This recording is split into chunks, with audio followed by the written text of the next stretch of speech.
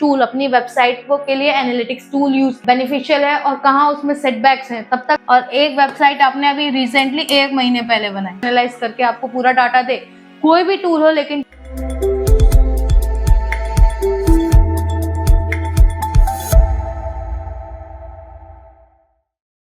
Hey guys, welcome back to our channel Skill People and in this series of digital marketing जो topic हम cover कर रहे हैं that is SEO। तो अब तक हमने जाना है SEO क्या होता है, उसकी जरूरत क्यों होती है, कुछ ऐसे टूल्स जो आपको SEO करने में हेल्प करते हैं।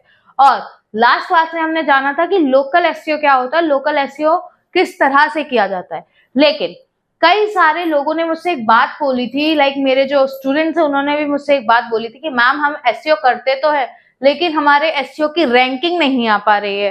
लाइक हम लास्ट 6 महीने से कर रहे हैं, हमारी रैंकिंग नहीं आ पा रही है। कई लोगों को ये इश्यू होता है कि हमारी रैंकिंग आ रही है लेकिन वो फ्लक्चुएट कर रही है, बिल्कुल स्टेबलाइज नहीं है, ऊपर नीचे, कभी फर्स्ट पेज पे आ रहा है, कभी सेकंड पेज पे भी नहीं दिख रहा है, कभी हम ट्राई कर रहे हैं तो कुछ लोगों का तो बिल्कुल रैंक ही नहीं हो पा रहा है। इस प्रॉब्लम को नोटिफाई करते हुए आज का ये पूरा लेक्चर मैंने बनाया है ताकि मैं आप लोगों को बताऊं कि ऐसी कौन सी मिस्टेक्स हैं जो आप कर रहे हो जिसकी वजह से आपकी या तो SEO की रैंकिंग आ नहीं रही है या SEO की रैंकिंग ड्रॉप डाउन हो रही है। देखो, आपको ये बात समझनी होगी कि SEO बहुत पावरफुल है लेकिन सिर्फ उनके लिए जिन्हें SEO प्रॉपर्ली करना आता है। SEO एक ऐसी प्रैक्टिस है जिसमें एक छोटी सी मिस्टेक भी आपकी रैंकिंग को इफेक्ट करती है। तो आज हम इस लेक्चर्स में यही बात जानेंगे कि SEO किस तरह से करना चाहिए, कौन कौन सी मिस्टेक्स हैं स्पेशली फॉर बिगिनर्स, कौन कौन सी मिस्टेक है जो हमें अवॉइड करनी चाहिए। So let's get start with the video. So guys, जैसे मैंने आपको भी बताया कि आज का ये वीडियो है उसमें हम बताएंगे कि ऐसी कौन कौन सी मिस्टेक्स हैं जो आपको अवॉइड करनी चाहिए। तो सबसे बड़ी और सबसे कॉमन मिस्टेक है कीवर्ड्स को लेकर, ठीक है। यस, अब आपको समझना पड़ेगा कि मैंने आपको बताया कि कीवर्ड बहुत इंपॉर्टेंट है, मतलब एक तरह से बोलूं तो सोल है लाइक आपके SEO के लिए। लेकिन कीवर्ड को किस तरह से यूज करना है ये बहुत इंपॉर्टेंट है जानना। अक्सर लोग क्या करते हैं, कीवर्ड स्टफिंग कर देते हैं, मतलब अननेसेसरीली एक कीवर्ड को कई बार इतना यूज कर लेते हैं कि वो हर दूसरी लाइन में एक कीवर्ड मुझे नजर आता है, ठीक है। That is wrong. मैंने आपको पहले भी अपने कीवर्ड वाले सीरीज में भी आपको बताया था कि कीवर्ड एक तरह का नहीं होता। कीवर्ड प्राइमरी भी हो सकता है, सेकेंडरी हो सकता है, LSI कीवर्ड हो सकता है, ट्रांजैक्शनल कीवर्ड हो सकता है, ठीक है। आप कीवर्ड में कई तरह के यूज होते हैं। जितनी तरह के कीवर्ड है उतनी तरह से उसे यूज कीजिए। मींस कि फर्स्टली कीवर्ड स्टफिंग मत करिए, सेकेंडली सिर्फ एक कीवर्ड के ऊपर वर्क मत करिए, ठीक है। अब if you want to rank a single keyword, अगर आपको लिखना है best digital marketing agency in Agra, तो आप क्या करोगे, आप हर लाइन में थोड़ी इस कीवर्ड को लिखोगे। आप अपने कंटेंट को इस तरह से स्ट्रक्चराइज करोगे कि इसे H1 में एक बार यूज कर लो, इसे पैरा 1 में एक बार यूज कर लो, देन इसके LSI कीवर्ड्स के ऊपर वर्क करो, फिर सेकंड में इसका ही कोई सब्स्टिट्यूट ले लो, उसके ऊपर वर्क करो। ऐसे करके आप कीवर्ड्स को कर सकते हो, लेकिन कीवर्ड स्टफिंग नहीं करोगे। अगर कीवर्ड स्टफिंग करोगे तो गूगल आपको स्पैम समझेगा। इसके लिए बहुत सारी एल्गोरिदम्स है, बहुत सारी चीजें हैं जो मैंने आपको बतानी है अपनी वीडियोस में, बट पहले हमने ये समझना है, ठीक है, कि कीवर्ड स्टफिंग आपको नहीं करनी है, एक कीवर्ड को एक्सप्लॉइट नहीं करना है। आपको अपना कंटेंट इस तरह से स्ट्रक्चराइज करना है कि आपको कीवर्ड प्राइमरी भी यूज करना है, सेकंड भी यूज करना है, क्लस्टर बनाना है अपना कीवर्ड्स का, कौन कौन से कीवर्ड आपको मेन कीवर्ड को सपोर्ट कर रहे हैं उन्हें चूज करना है, मतलब पूरी तरह से स्ट्रेटेजी बना के अपने कीवर्ड के ऊपर वर्क करना है। सेकंड मैंने आपको पहले भी ये बात बोला था और आपको अब भी मैं बता रही हूँ, डुप्लीकेसी, ठीक है। डुप्लीकेसी गूगल को बिल्कुल पसंद नहीं है। If you are using someone's content और you are using an AI content, दोनों ही सूरतों में गूगल आपको एक्सेप्ट नहीं करेगा। मतलब जब आप अपना कंटेंट बना रहे हो, वेबसाइट बना रहे हो, देखो किसी और से इंस्पिरेशन लेना इज गुड, लेकिन उसकी पूरी चीजें ही कॉपी कर लेना इज नॉट गुड, ठीक है। तो आपको वो ध्यान देना है कहीं आपका कंटेंट किसी और वेबसाइट से मैच तो नहीं करना, मतलब प्लेगरिज्म तो नहीं है आपकी वेबसाइट के अंदर कोई, ठीक है, या आपका कंटेंट AI तो नहीं लग रहा, ठीक है, अब इसको कैसे चूज करते हैं? देखो, बेस्ट ऑप्शन है कि आप गूगल के ऊपर जाइए, ब्लॉग पढ़िए, उससे रिलेटेड क्वेश्चन बनाइए और उनके आंसर खुद दीजिए अपनी लैंग्वेज में, वो बेस्ट ऑप्शन है। लेकिन अगर आप चैट जीपीटी वगैरह का भी यूज करते हैं तो मेक श्योर कि आपका कंटेंट होल सोल सिर्फ इसके ऊपर डिपेंड ना करे। You have to work on every aspect कि आपका कंटेंट एआई ना लगे, आपका कंटेंट कॉपीड ना लगे, समझे? तो ये है दूसरा प्रॉब्लम।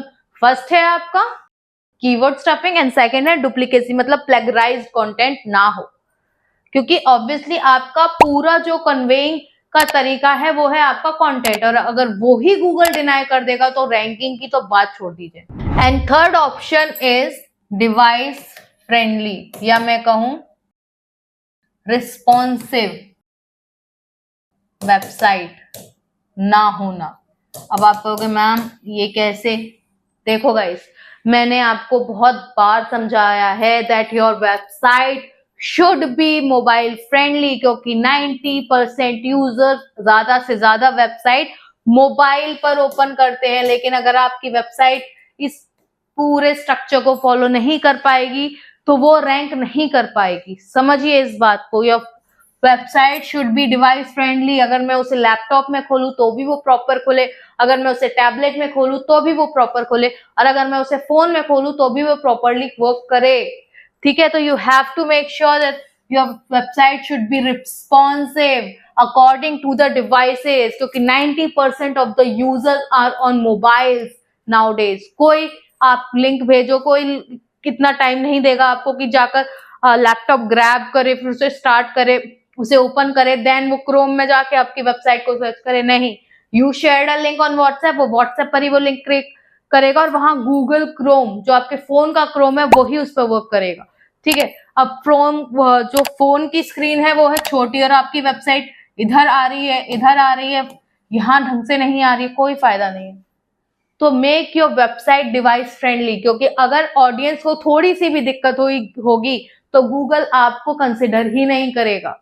मैंने कई बार बोला है कि गूगल की फर्स्ट प्रायोरिटी उसकी ऑडियंस है, बिजनेस सेकंड है, ठीक है, लेकिन फर्स्ट प्रायोरिटी ऑडियंस है। तो ये चीज भी आप वर्क करिए। कीवर्ड्स के साथ साथ आपका कंटेंट के साथ साथ आपको इस चीज के ऊपर भी ध्यान देना है कि आपकी वेबसाइट जब लाइव हो, जब आप अपनी वेबसाइट पे फाइनल वर्क करके खत्म करें तो उसे कंप्लीट तभी बोलिए जब आपकी वेबसाइट को आप रिस्पॉन्सिव बना चुके हों। ठीक है, फोर्थ होती है आपकी वेबसाइट की लोडिंग स्पीड। ठीक है, ये भी अक्सर आप लोग इग्नोर करते हो कि आपकी वेबसाइट अगर 6 सेकंड ले रही है लोड करने में, this is are huge mess. ठीक है, आपकी वेबसाइट 2 से 4 सेकंड के अंदर लोड होनी चाहिए। कितनी भी बड़ी वेबसाइट हो उसके लिए आप चाहे कोई प्लगइन यूज करिए, चाहे कोई अलग से कोडिंग करिए अपनी वेबसाइट पर। अगर आपकी वेबसाइट पर CMS है तो उसमें तो प्लगइन्स भी बहुत सारे हैं, मैंने लास्ट क्लासेस में आपको बताए भी हैं प्लगइन्स जो आपको हेल्प करते हैं SEO करने के लिए। पूरे लेक्चर में मैंने आपको एक ऐसा प्लगइन भी बताया है जो आपकी वेबसाइट की स्पीड को बढ़ाने में हेल्प करता है। क्यों? क्योंकि अगर आपकी पेज की लोडिंग लिमिट यहाँ 4 सेकंड से बढ़ गई ना, ठीक है, 4 में एक्सीड खींच कर बता रही हूँ, 4 सेकंड से बढ़ गई ना, योर ऑडियंस विल जंप, आपको वो फुटफॉल नहीं मिलेगा जो आप एक्सपेक्ट कर रहे हो। और अगर आपकी वेबसाइट पर गूगल मतलब अगर आपकी वेबसाइट पर ट्रैफिक नहीं आएगा तो गूगल को कोई फायदा नहीं है आपकी वेबसाइट पर टॉप पर लाने में। आप मानिए आपकी वेबसाइट टॉप पर है फॉर एग्जाम्पल, वैसे ऐसा होगा नहीं अगर लोडिंग स्पीड आपकी बेकार है तो, लेकिन if in case you get lucky और आपकी वेबसाइट टॉप पर आ गई और वहां वो लोडिंग में दिक्कत दे रही है तो ऑब्वियसली ऑडियंस जाके सेकंड वेबसाइट को ओपन करेगी, और जब ये चीज गूगल नोटिफाई करेगा तो वो इस सेकंड को टॉप पर ले आएगा और आपको सेकंड से फिर थर्ड, फिर फोर्थ, फिर फिफ्थ लेके चला जाएगा। तो हाँ, इस चीज का ध्यान रखिए that your loading speed should be maintained. Weak backlinks, yes, मैंने आपको भी बताया था ना बैकलिंक्स क्या होते हैं। वीक बैकलिंक्स का मतलब है आप क्वांटिटी पे वर्क कर रहे हो पर क्वालिटी पे वर्क नहीं कर रहे हो। ठीक है, क्वांटिटी पे वर्क कर रहे हो पर क्वालिटी पे नहीं कर रहे हो, तो इससे क्या होगा, इससे आपकी रैंकिंग डाउन होगी और इससे कुछ नहीं होगा। ठीक है, तो बैकलिंक्स पर ध्यान दीजिए, देखिए कि कौन से बैकलिंक्स, कौन सी वेबसाइट हमें बैकलिंक्स प्रोवाइड करवा रही है, कौन सी वेबसाइट हमें स्पैम स्कोर प्रोवाइड करवा रही है, कौन सी वेबसाइट से हमें ट्रैफिक आ रहा है, कौन सी वेबसाइट से नहीं आ रहा है। ठीक है, ये सब चीजें आपको एनालाइज करनी है। ठीक है, अब एनालाइज कैसे करेंगे, अगेन यहाँ आता है हमारा 6th point, using analytics tool. समझे, ये टूल अगर यूज नहीं कर रहे हो तो आपका एसईओ वर्क नहीं करेगा, क्योंकि आपको पता ही नहीं है कौन सी चीज आपके लिए सही है और कौन सी चीज आपके लिए गलत है। ठीक है, जैसे मैंने आपको बताया, तो बैकलिंक्स में भी काफी सारे टूल होते हैं, आप सेमरस से ले सकते हो, सेमरस से देख सकते हो आप, और किसी टूल की हेल्प से देखते हो, एनालिटिक्स की तरफ से भी देख सकते हो कि आपकी ट्रैफिक कहाँ से आ रहा है, कितना आ रहा है, किस तरह से, कौन सी प्रैक्टिस आपको हेल्प करती है। ठीक है, 6th है आपका एनालिटिक्स टूल, समझ रहे हो। फर्स्ट है जो आपको अवॉइड करना है, that is keyword stuffing. Second है आपको अवॉइड करना है प्लेगराइज्ड कंटेंट, मतलब आपका कंटेंट कॉपी नहीं होना चाहिए। थर्ड है आपका वेबसाइट का रिस्पॉन्सिव ना होना। फोर्थ है आपकी वेबसाइट की लोडिंग स्पीड ज्यादा होना। फिफ्थ है अच्छे बैकलिंक क्रिएट नहीं करना, आपने 50 कर दिया लेकिन चेक ही नहीं करा कि कौन सा बैकलिंक हमें लिंक जूस दे रहा है, कौन सा बैकलिंक हमें स्पैम स्कोर दे रहा है। अगर आप ये चीज नहीं करोगे, आप क्वालिटी के ऊपर वर्क ना करते हुए क्वांटिटी के ऊपर वर्क करोगे, तो वो बेनिफिशियल नहीं है। And 6th is analytics tool. अपनी वेबसाइट के लिए एनालिटिक्स टूल यूज कीजिए, चाहे वो गूगल एनालिटिक हो, चाहे वो सैमरस हो, चाहे और कोई टूल हो जो आपकी वेबसाइट को एनालाइज करके आपको पूरा डाटा दे। कोई भी टूल हो, लेकिन टूल यूज होने चाहिए, क्योंकि अब जब तक आपको रिपोर्टिंग नहीं मिलेगी कि आप जो कर रहे हो वो कहाँ बेनिफिशियल है और कहाँ उसमें सेटबैक्स हैं, तब तक आप और अच्छी तरह से इंप्रोवाइज नहीं कर पाओगे। ये सब तो हो गया रिवीजन। अब मैं आपको 7th पॉइंट बताती हूँ जिसके ऊपर मैं रेगुलरिटी पे वर्क करती हूँ, that is updates. Work on updates.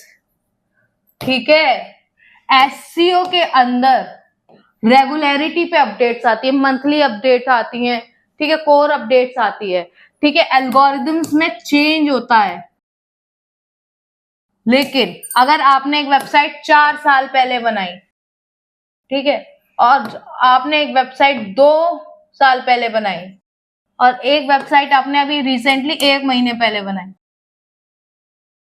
इसकी रैंकिंग और इसकी रैंकिंग कैसे करवाओगे? 4 साल वाले भी, मैम हम तो 4 साल पहले बन चुकी है, अब क्या करें, अब तो इसको ऐसे करना पड़ेगा। नहीं, 4 साल पहले बनी हो, 2 साल पहले बनी हो या 1 महीने पहले बनी हो, वेबसाइट आपके एसईओ की रीसेंट अपडेट के अकॉर्डिंग ही जब तक ऑप्टिमाइज नहीं होगी तब तक रैंक नहीं कर पाएगी।